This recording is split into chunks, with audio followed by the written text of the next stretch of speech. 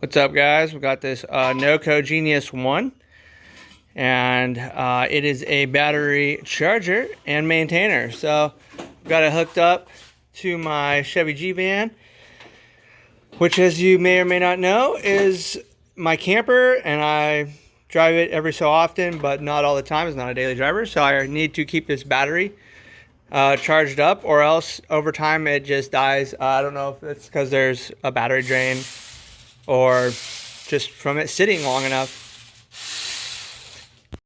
My dude is working on his Jeep.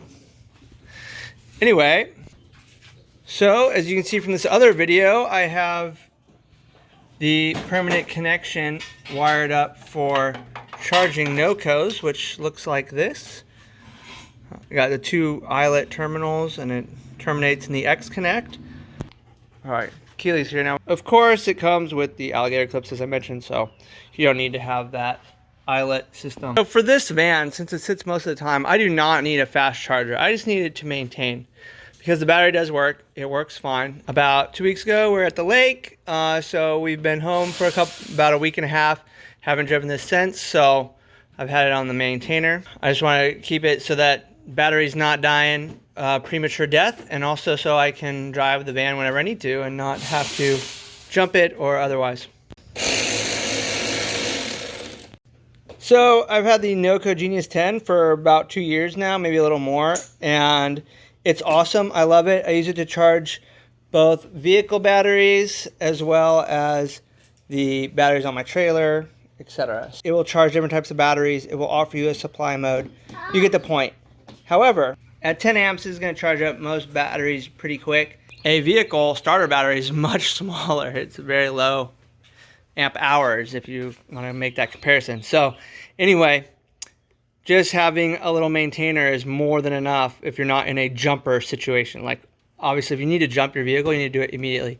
And a 1 amp charger is not going to do it for you. Here's the NOCO Genius 1. It is much smaller than the NOCO 10. Alright, so as you can see, the Genius 1 and the Genius 10 are much different as far as size, right? So the Genius 10 is quite beefy and heavy. The NOCO Genius 1 is much smaller. It's about the size of a wall wart, and it's even lighter than some wall warts. So take with that what you will, but it's definitely more convenient if all you need to do is keep a battery charged. So if you have a motorcycle, or you have, you know, a camper where you just need to keep that battery up so that it works when you go to turn it on every so often, then this would be perfect. So the interface is very familiar. It does offer different options, standard, lead acid, AGM, and lithium.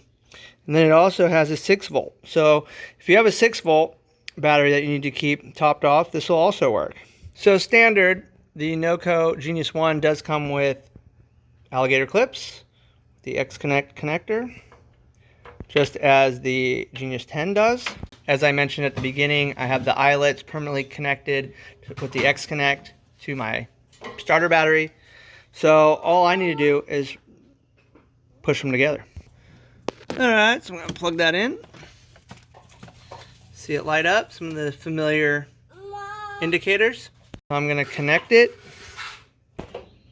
So I have to say, I actually broke the little clip off when I first opened up the package, but since there's no stress on it, it doesn't matter. It's been working. I actually took it back to replace it, took it in to the service center, and clicked the little button for return, and it said do not return. So you see the familiar throbbing red NOCO Genius light.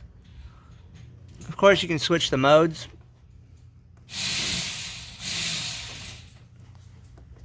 There we go. Have it on the standard lead acid battery for the starter. It's the one without the label. So unlike the Genius 10, this one just pulses red. It doesn't have a graphic indicator of various states of charge, so it doesn't have the 4 bars, if you will.